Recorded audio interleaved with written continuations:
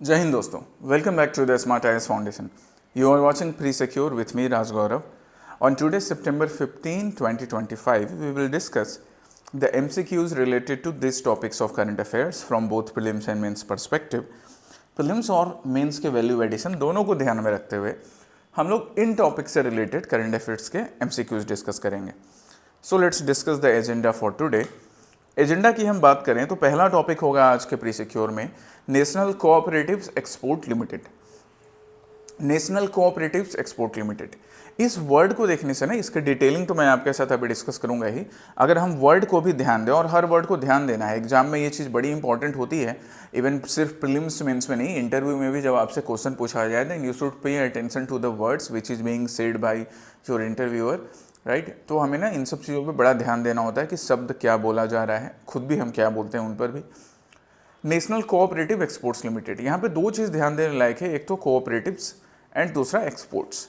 It means ये जो भी ऑर्गेनाइजेशन है नेशनल कोऑपरेटिव एक्सपोर्ट्स लिमिटेड, ये कोऑपरेटिव सेक्टर से रिलेटेड एक्सपोर्ट को प्रमोट करने के लिए, सपोर्ट करने के लिए बना है. अब इसके डिटेल्स क्या हैं, कैसे हम इन्हें प्रीलिम्स और मेंस में यूज़ कर सकते हैं, that we will discuss. Next is a world map based exercise Reunion island. Reunion Island news में रहा because the Indian armed forces are there to participate in a exercise. अब हमें देखना क्या है कि ये रीयूनियन आइलैंड है किस जगह पर, कहाँ पड़ता है, क्या इसके पॉलिटिकल फीचर्स हैं, क्या किस कंट्री के एडमिनिस्ट्रेशन चलता है, क्या इसके जोग्राफिकल फीचर्स हैं, ये सारी चीज़ें. Next would be national forest martyrs day. National forest martyrs day मतलब उन शहीदों को याद करना, उन लोगों को याद करना जिन्होंने फॉरेस्ट की रक्षा के लिए, जंगलों की रक्षा के लिए अपनी जान की बाजी लगा दी. चाहे वो कभी ह्यूमन एनिमल कॉन्फ्लिक्ट अनइंटेंशनल हो जाए, जैसे कई बार हमारे जो फॉरेस्ट गार्ड्स होते हैं, फॉरेस्ट रेंजर्स होते हैं, जंगलों में काम करने वाले बाकी हमारे फॉरेस्ट डिपार्टमेंट के एम्प्लॉय होते हैं, अनफॉर्चुनेटली कई बार किसी वाइल्ड एलिफेंट या बाकी वाइल्ड एनिमल के साथ अनफॉर्चुनेटली उनका कोई इंटेंशन नहीं रहता है कि उनके साथ वो सेल्फी खिंचवाने जाएं या कुछ भी, बट वो एनिमल्स कभी कभी अटैक कर देते हैं. इट हैपन्स समटाइम्स और उनकी जान चली जाती है. सो ऐसे सब लोगों को, इन फॉरेस्ट मार्टर्स को ऑनर करने के लिए national forest martyrs day celebrate किया जाता है. Next topic is related to economics perpetual bond. It's very important, ये बड़ा अच्छा ये टर्म न्यूज में था और ऐसे टर्म्स ना प्रीलिम्स में बहुत पूछे जाते हैं और इसका प्रैक्टिकल एप्लीकेशन आपको मेंस में काम आएगा. ठीक है, ठीक उसी तरह से जैसे नेशनल फॉरेस्ट मार्टर्स डे है, that you can use while writing answers of GS paper 3. आप इसको जीएस पेपर 3 के आंसर्स लिखने में यूज कर सकते हो. The last topic would be isobutanol. Isobutanol paracetamol की तरह ये जो टर्म देखने में मिल रहा है, क्या है ये? क्या यहाँ पर फीवर की इलाज करने के लिए कोई गोली दी जा रही है, सर्दी जुकाम के लिए है, कौन सी दवा है ये, या है क्या ये आइसोब्यूटानॉल? अगर दवा नहीं है तो क्या है? What is this term, that we will discuss. फिर उसके बाद हम लास्ट फ्राइडे, जो आपका pre secure Monday to Friday होता है, तो फ्राइडे 12 सितंबर के जो प्रैक्टिस क्वेश्चंस थे वो डिस्कस करेंगे और आज के लिए आपके new set of practice questions रहेंगे. This would be the agenda for today September 15, 2025 pre secure. Okay, let's start with the first topic. पहला टॉपिक है नेशनल कोऑपरेटिव्स एक्सपोर्ट लिमिटेड. अच्छा, पहले एक कोट आपके साथ जो मैं शेयर करना चाह रहा हूँ, वो कोट है गुरु ग्रंथ साहिब से लिया गया. कहा जाता है कि इसे संत कबीर ने लिखा था, जो आगे गुरु ग्रंथ साहिब में यूज किया गया, स्पेशली तब जब 10वें सिख गुरु गोविंद सिंह जी, जब उन्होंने औरंगजेब के अगेंस्ट, जिस तरह से औरंगजेब लोगों का फोर्सफुल कन्वर्जन करवा रहा था, लोगों के सेल्फ रिस्पेक्ट ऑनर को नुकसान पहुंचा रहा था, और जब गुरु गोविंद सिंह जी ने खालसा पंथ की नींव रखी, खालसा को तैयार किया कि वो औरंगजेब के इनजस्टिस के अगेंस्ट लड़ सके, तो ये शब्द बड़े पॉपुलर हुए गुरु ग्रंथ साहिब से, जो कुछ इस तरह से हैं. सुरा सो पहचान ये जो लड़े दीन के हेत, पुरजा पुरजा कट मरे कभू न छाड़े खेत. मतलब कि सच्चा बहादुर वो है, सच्चा लीडर वो है जो उनके लिए लड़ता है जो दीन हैं, जो मजबूर हैं, जो नीडी हैं, जिनको ज़रूरत है, जिन्हें सपोर्ट की ज़रूरत है, उनके लिए लड़ने वाला, उनके लिए काम करने वाला ही सच्चा लीडर है. और तब तक लड़ता है जब तक वो उनको हक ना दिलवा दे, उनको जो जस्टिस है वो ना दिलवा दे, भले इस लड़ाई में उसके पुर्जे पुर्जे कट मरे, मतलब वो खुद खत्म हो जाए. ऐसा होगा जब आप किसी लीडरशिप पोजीशन पे जाओगे, आप दूसरों के लिए अच्छा काम करना चाहोगे इन सिविल सर्विसेज या और इन एनी अदर डिपार्टमेंट, तो कई लोग होंगे जो आपको पुल आउट करने की कोशिश करेंगे, आपको पीछे खींचने की कोशिश करेंगे, आपको गिराने की कोशिश करेंगे। पर वहीं पर आपकी पहचान होगी। वहाँ ये याद रखेगा गुरु ग्रंथ साहिब की ये वाणी, सुरा सो पहचानिए जो लड़े दीन के हेत, पुरजा पुरजा कट मरे कभू न छाड़े खेत, जो तो प्रेम खिलन का जाओ सिर धर गली गली मुड़ जाओ। हमारे आज़ादी के दीवाने, हमारे स्वतंत्रता संग्राम में सरदार भगत सिंह, शहीद भगत सिंह, इन्हें भी इस लाइन का, ये जो शब्द है, इसका इम्पैक्ट उनके लाइफ पर भी काफ़ी था। उन्होंने भारत की आज़ादी के लिए खुद अपने को कटवा लिया, इतनी सारी टॉर्चर्स, इतनी यातनाएं सही ब्रिटिश की, लेकिन भारत की आज़ादी की लड़ाई नहीं छोड़ी। So remember this is the quote for you for today, है ना। ये आज के लिए आपका कोट है और आपके लाइफ के लिए एक इम्पॉर्टेंट थॉट है। We should leave on this thought. चलिए पहले टॉपिक पर आते हैं। तो पहला टॉपिक है national cooperatives exports limited.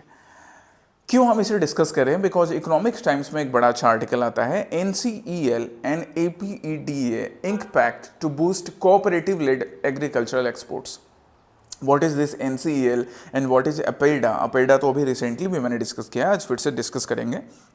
Main agenda क्या था? To boost cooperative led agricultural exports, कि जो कोऑपरेटिव्स जो एग्रीकल्चर प्रोडक्ट्स बनाते हैं उनके एक्सपोर्ट्स को किस तरह से बूस्ट करना, दैट वाज द एजेंडा। ठीक है, हम क्वेश्चन देखते हैं।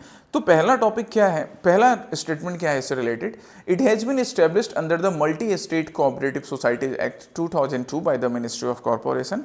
Is it correct? Then yes, it is correct.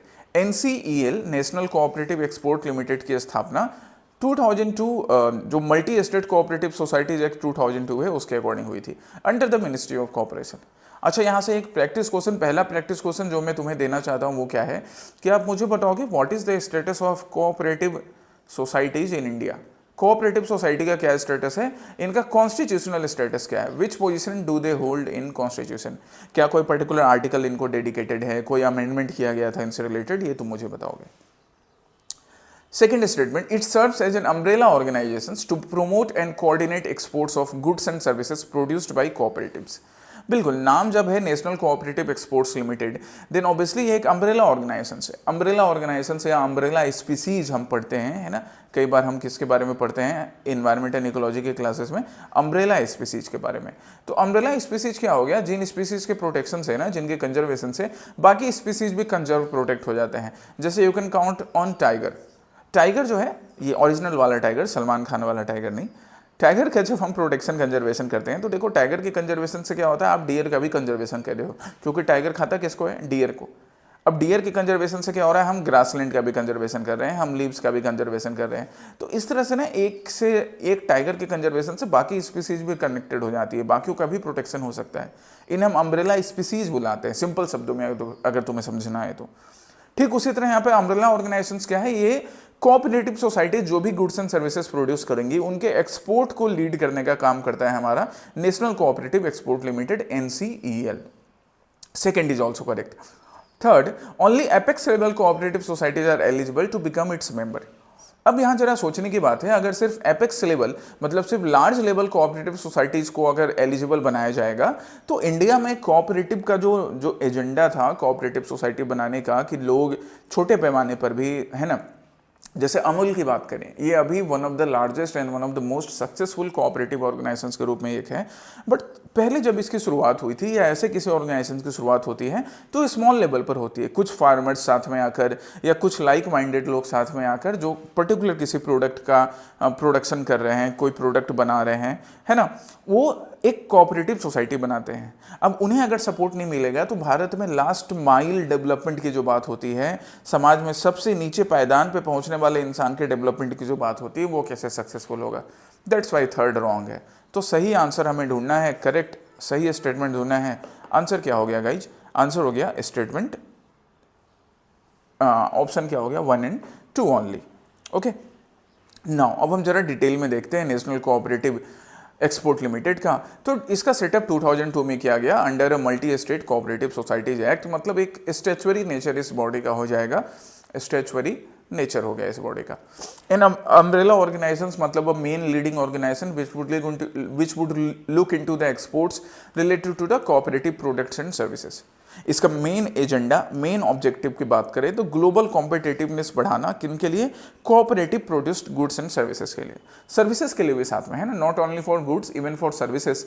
जैसे मान लो एक कोऑपरेटिव सोसाइटी बनती है और वो कोऑपरेटिव सोसाइटीज क्या करने के लिए बन रही है कि एक विलेज या एक सिटी के विमेन ने क्या किया, एक कोऑपरेटिव सोसाइटी बनाई and those women they have skills related to makeup, right? They have skills related to weaving, they have skills related to artificial intelligence, they have skills related to making of certain kind of products. तो ये services देने का काम भी ये women कर सकती हैं, कोऑपरेटिव सोसाइटीज कर सकती हैं, उसको भी सपोर्ट किया जाएगा, बोथ गुड्स एंड सर्विसेज।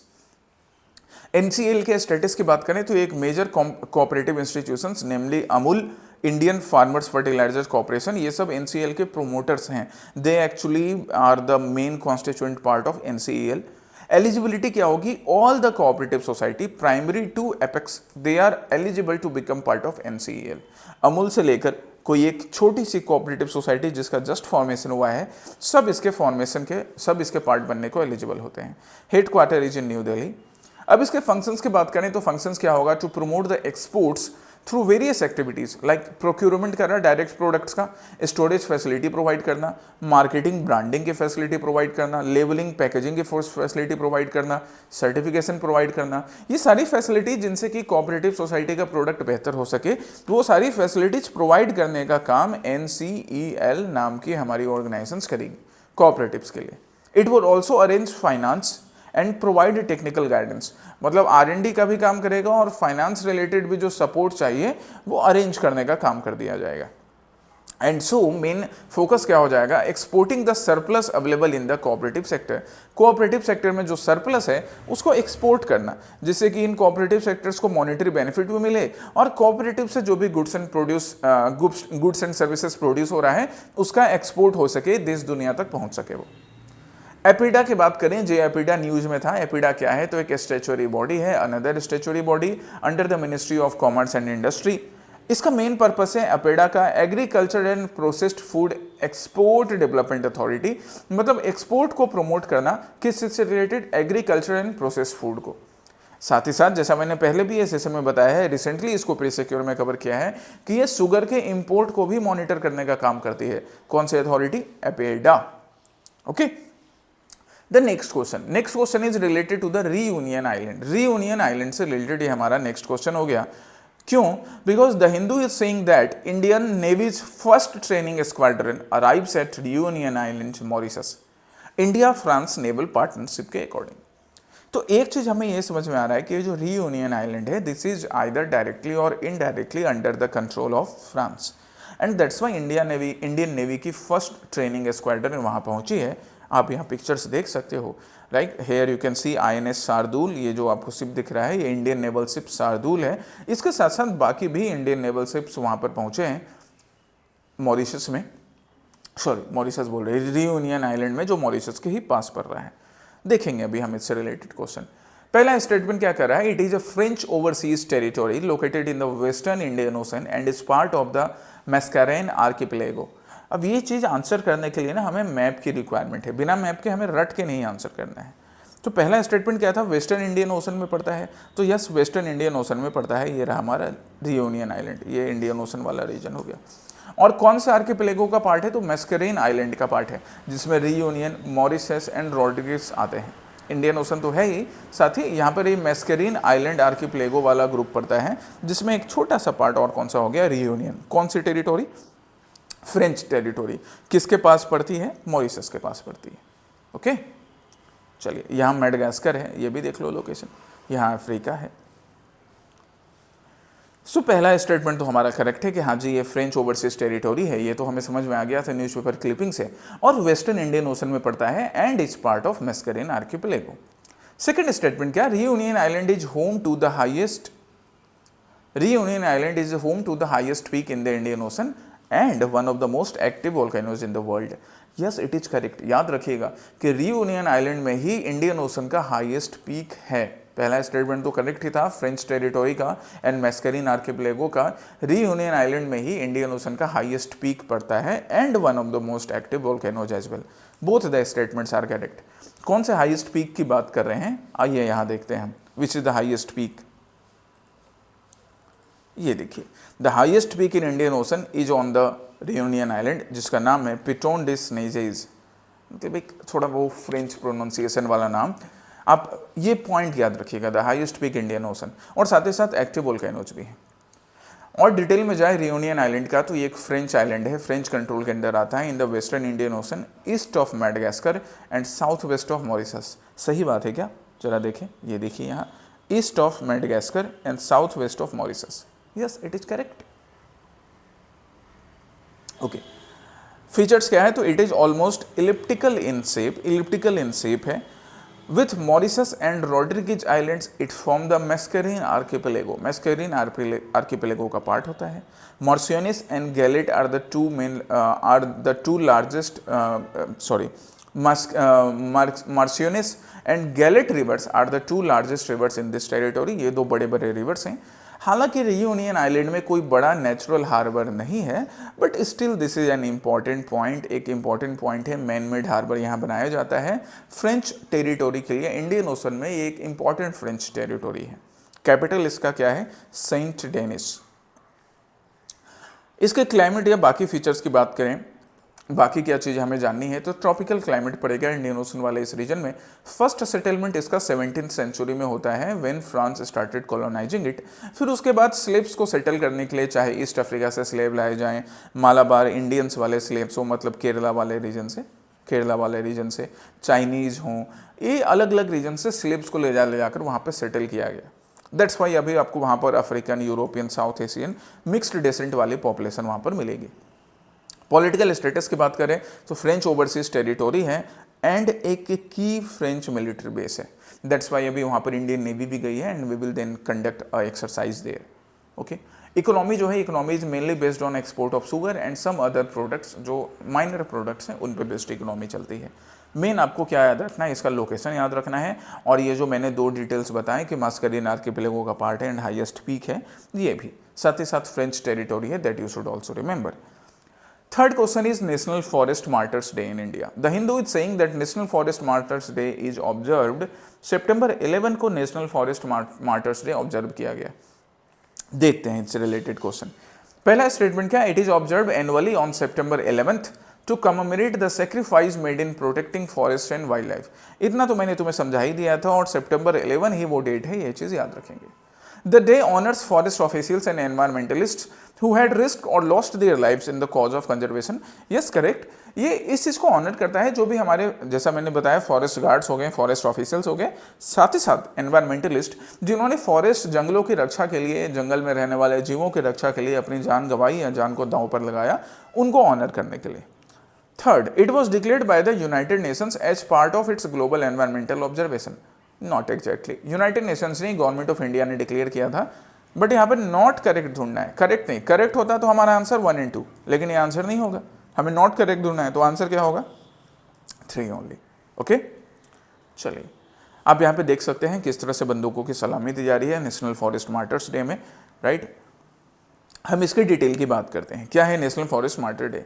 तो 11 सितंबर को ये ऑर्गेनाइज ऑब्जर्व किया जाता है to honour the sacrifice of those who laid down their lives in the protection in the conservation of country's forest and wildlife. ठीक है, साथ ही साथ एनवायरमेंटलिस्ट, इनके भी लाइफ को ऑनर करने के लिए, इनके काम को ऑनर करने के लिए ये डे सेलिब्रेट किया जाता है। It is a tribute to all those who defended the forest, the wildlife against exploitation. चाहे वो फॉरेस्ट, ये बिलीफ को बताता है कि जो फॉरेस्ट हैं वो बस रिसोर्स नहीं है कि हम वहाँ से ट्रीज़ ले आएँ या वाइल्ड लाइफ ले आएँ और उन्हें कट करके यूज कर लें अपने कमर्शियल गेन्स के लिए। ये बताता है कि वो किस तरह से हमारे लाइफ का पार्ट है। And that's why it marks the memorial service, the tree plantation drives and many other things which motivate the people for conservation efforts. लोगों को कंजर्वेशन एफर्ट के लिए और ज़्यादा मोटिवेट करने के लिए भी इस डे को ऑब्जर्व किया जाता है।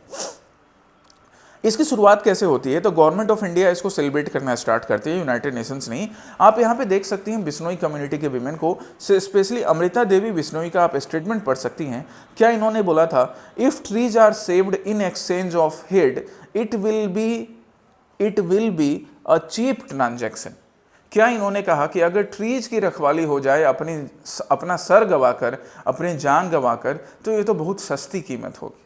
सोचो कितना बड़ा स्टेटमेंट है कि अपनी जान को सस्ती बता रही हैं, किसके कंजर्वेशन के लिए? ट्री के कंजर्वेशन के लिए। ये कहानी शुरू होती है राजा से, महाराजा अभय सिंह नाम का राजा, जिसने खेजरी ट्री को कहाँ पर? बिश्नोई विलेज राजस्थान में कट करने का ऑर्डर दिया था। और अमृता देवी बिश्नोई जी की लीडरशिप में बाकी बिश्नोई विमन जाकर इन ट्रीज को गले लगा लेती हैं और बोलती हैं कि तुम हमें काट दो लेकिन हम इन ट्रीज को कटने नहीं देंगे। कई औरतों ने बहादुरी से अपनी जान गंवा दी लेकिन ट्रीज को कटने से रोक लिया। ये भारत का पहला चिपको मूवमेंट था, जिसका नाम भले चिपको मूवमेंट नहीं पड़ा, पर यह वही था कि ट्रीज से चिपककर उन्हें हग कर उन्हें कट करने से बचाना। आगे जाकर जब उत्तराखंड में चिपको मूवमेंट होता है, सुंदरलाल बहुगुणा जी लीड करते हैं, तो उसके लिए इंस्पिरेशन का काम किया था अमृता देवी बिश्नोई जी ने और बाकी इनके बहादुर गाँव वालों ने। और इसी डे को कॉमेमोरेट करने के लिए September 11 is celebrated as National forest martyrs Day since 2013। याद रखिएगा इस चीज को। Okay, next is perpetual bonds. Perpetual bonds, why? Because the IREDA, Indian renewable energy document development agency, it is raising 453 crore through perpetual bonds. तो यहां से ना आपको ये नहीं याद रखना है कि किसने 453 करोड़ रेज किया। 453 करोड़ इंपॉर्टेंट नहीं है। इस न्यूज क्लिपिंग से इंपॉर्टेंट क्या है? What is the meaning of perpetual bond and what is IREDA। ऐसे करंट अफेयर्स को हमें कवर करना है। सो पहले स्टेटमेंट अगर हम आए तो पहला स्टेटमेंट क्या बोल रहा है परपेचुअल बॉन्ड के बारे में? That they do not have a maturity date and pay interest indefinitely. Yes, it is correct. Perpetual bond की एक खासियत क्या होती है कि इनका कोई भी मैच्योरिटी डेट नहीं होता है, नो मैच्योरिटी डेट, और इंटरेस्ट इनडेफिनेट पीरियड के लिए पे करते रहते हैं सिंस मैच्योरिटी डेट नहीं है। तो बड़ा अच्छा इन्वेस्टमेंट अपॉर्चुनिटीज है दोनों के साइड से, जो बॉन्ड इशू कर रहे हैं और जो बॉन्ड परचेज कर रहे हैं, दोनों के लिए। एंड दैट्स वाई इतना अच्छा अमाउंट रीच किया है IREDA ने। सेकेंड क्या? They are considered a permanent source of capital for the issuer. Issuer के लिए भी एक परमानेंट सोर्स ऑफ कैपिटल होता है। Second is correct. The principal amount is mandatory repaid after a fix period, it is not mandatory repaid after a fix period. ये जो मैंने तुम्हें बोला ना कि this is a permanent source of capital for the issuer, वो इस reason के वजह से कि जो प्रिंसिपल अमाउंट है, जैसे सपोज आपकी कंपनी ने परपेचुअल बॉन्ड इशू किया, तो it is not mandatory for you कि आप जो प्रिंसिपल अमाउंट आपसे खरीदा गया था, आपके इन्वेस्टर्स ने खरीदा, आप उसको रिपे करोगे फिक्स पीरियड के बाद। ऐसा नहीं है। दैट्स वाई एक परमानेंट सोर्स ऑफ कैपिटल बना रहता है किनके लिए? बॉन्ड इशूअर्स के लिए। इवन जो बॉन्ड परचेज करते हैं, जो इन्वेस्ट करते हैं, उनके लिए भी। क्यों? क्योंकि आप इनडेफिनेट पीरियड के लिए इंटरेस्ट अर्न कर सकते हो। सो यहाँ पे 1 and 2 करेक्ट हैं, लेकिन ढूंढना हमें इनकरेक्ट है। तो आंसर क्या होगा? 3 इज इनकरेक्ट। आइए अब डिटेल में देखते हैं परपेचुअल बॉन्ड्स को। IREDA क्या है वो भी मैं बताऊंगा। सो परपेचुअल बॉन्ड एक फिक्स्ड इनकम सिक्योरिटी, किनके लिए भाई? ऑब्वियसली जो इन्वेस्टर्स हैं, जो बॉन्ड परचेज करने का काम करेंगे, उनके लिए। As it does not have any maturity date and that's why आपको इंटरेस्ट हमेशा के लिए फॉरएवर, मतलब कि इनडेफिनेट पीरियड के लिए पे करेगा। इवन जो बॉन्ड इशूअर्स है उसके लिए क्या फायदा है? तो इशूअर्स के लिए फायदा है कि उसको कोई ऑब्लिगेशन नहीं है प्रिंसिपल अमाउंट को रीपे करने का। And that's why perpetual bond is also known as perps or consol bonds which act as permanent source of capital for the issuer. Issuer को भी फायदा, इन्वेस्टर को भी फायदा, दोनों को फायदा, पैसा ही पैसा है परपेचुअल बॉन्ड्स में। It represents one of the purest forms of debt that closely resembles equity in the certain aspects. ये भी एक important aspect हो गया कि ये इक्विटी से ना काफ़ी क्लोजली रिजेंबल्ड होता है and one of the purest form of debt है, जिसमें डेट लेने वाले और डेट जो दे रहे हैं, जो लोग पैसा इन्वेस्ट कर रहे हैं, दोनों के लिए फ़ायदा है। IREDA नाम के एजेंसी की बात करें तो ये एक इंडियन पब्लिक सेक्टर एंटरप्राइज है ना। ये सारी चीज़ ध्यान रखनी है, भाई क्या है, कोई स्टैचुअरी नेचर है, कॉन्स्टिट्यूशनल नेचर है, क्या है? तो ये एक पब्लिक सेक्टर एंटरप्राइज है जो फाइनेंशियल असिस्टेंस देने का काम करती है renewable source, renewable energy related projects को। फाउंडेशन इसका कब हुआ? 1987 में। And it is a Navratna organisations.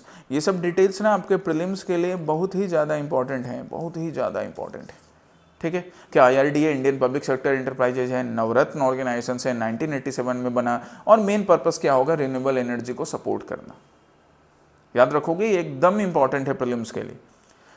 और परपेचुअल बॉन्ड्स के फीचर्स की बात करें, हमें हमारे एग्जाम के लिए कितने फीचर्स की रिक्वायरमेंट है, तो इन्वेस्टर्स इसमें कोई भी प्रिंसिपल अमाउंट नहीं पे करते हैं।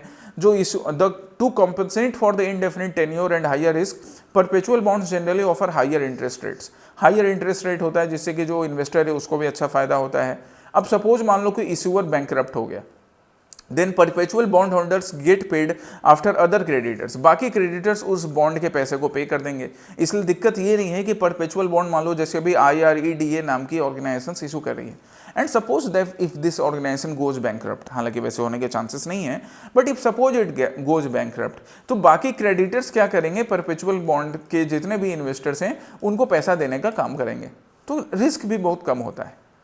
Perpetual bonds are highly sensitive to change in interest rate, तो ये तो मार्केट में होगा ना, बॉन्ड मार्केट में जो हमारा फाइनेंशियल मार्केट है वहाँ पे इंटरेस्ट रेट चेंज या बाकी चीज़ों के लिए सेंसिटिव होता है।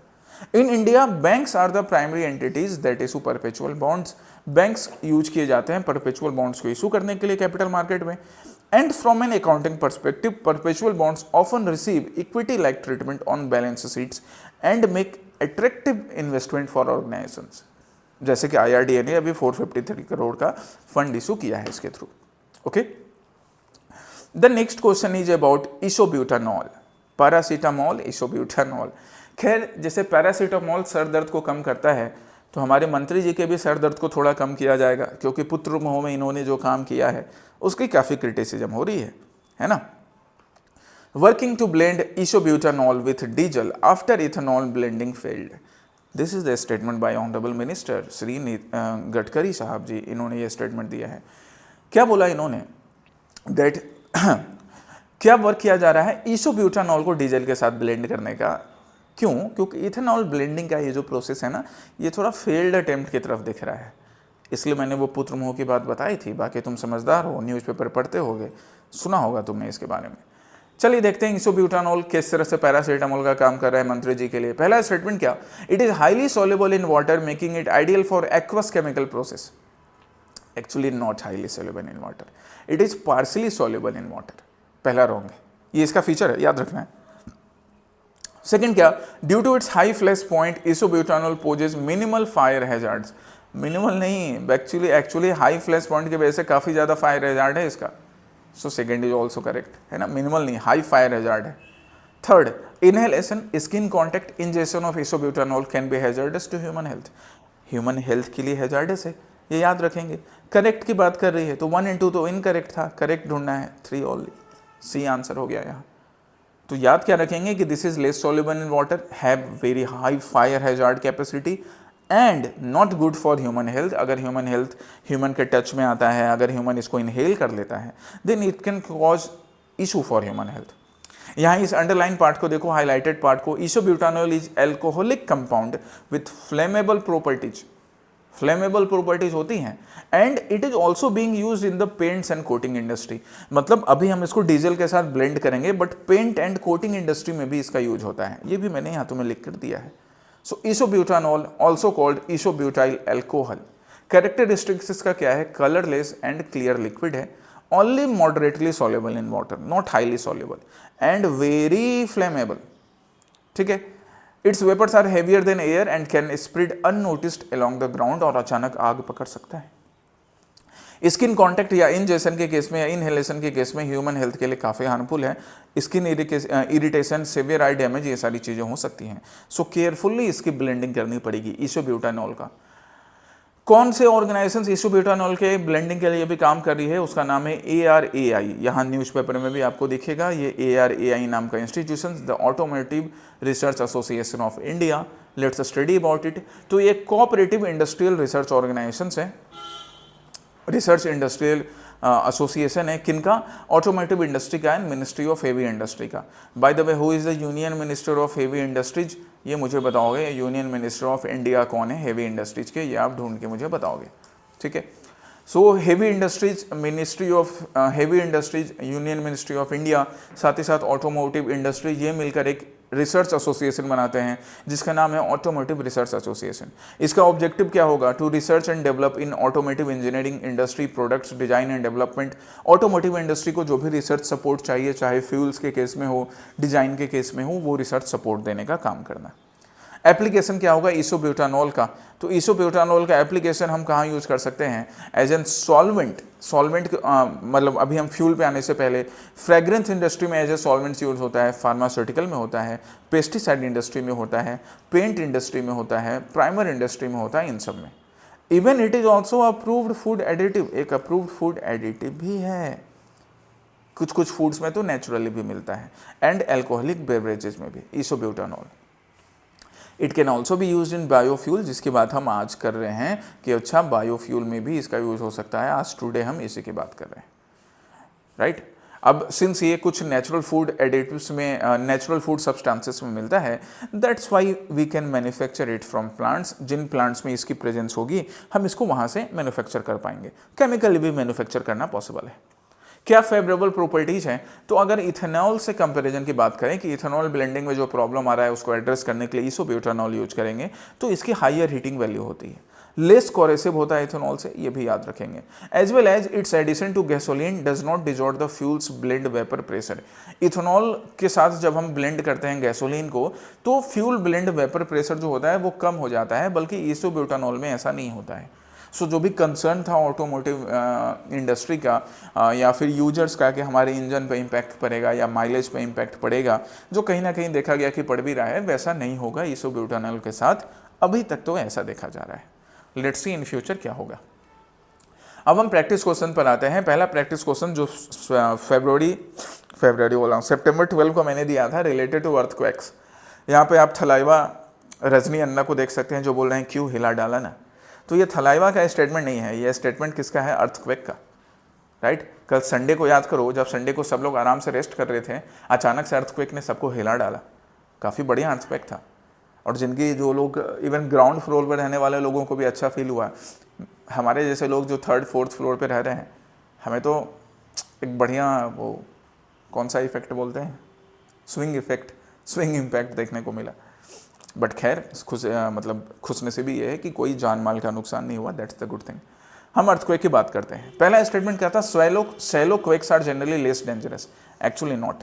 सैलो क्वेक्स जो होते हैं ना, वो एक्चुअली मोर डेंजरस होते हैं, ज़्यादा डेंजरस होते हैं। क्यों? क्योंकि वो अर्थ सरफेस के ऊपर ही, अगर हमारा अर्थ सरफेस हो गया तो यहाँ जनरेट हो रहे हैं, दैट्स वाई ज़्यादा डिस्ट्रक्शन हो सकता है सैलो क्वेक्स से। Okay, so first statement wrong है। लेस डेंजरस नहीं, मोर डेंजरस होते हैं। सेकेंड क्या? Deeper quakes spread farther as seismic waves more rapidly upward the surface but lose energy while travelling greater distance. Yes, correct है।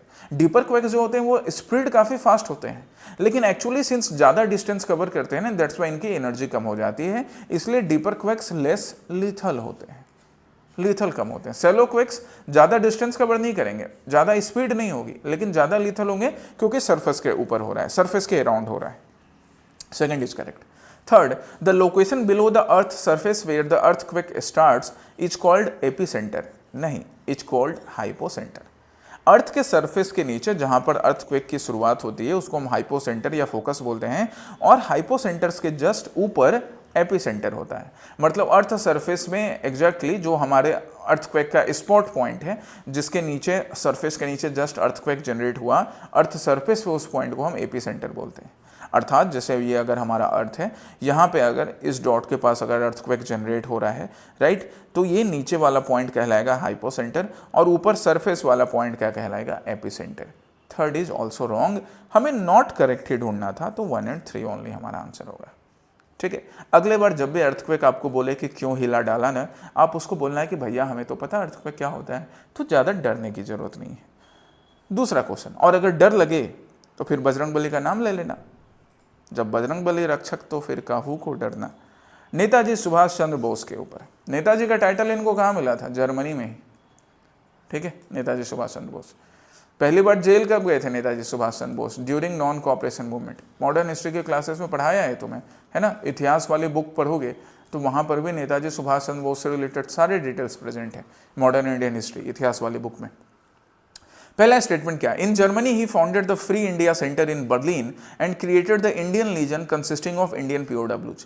नेताजी सुभाष चंद्र बोस वो इकलौते leader थे, popular political leader, जो कि वर्ल्ड वॉर 2 के ड्यूरेशन में हिटलर से जाकर मिलते हैं जर्मनी में, और इनकी बहादुरी, इनकी निर्भयता को देखकर हिटलर ने इन्हें रिस्पेक्ट दिया कि वाह, मुझसे तो चर्चिल भी मिलने से डरता है, पर आप इतने निडरता के साथ मुझसे मिल रहे हैं, निर्भयता के साथ मिल रहे हैं, राइट।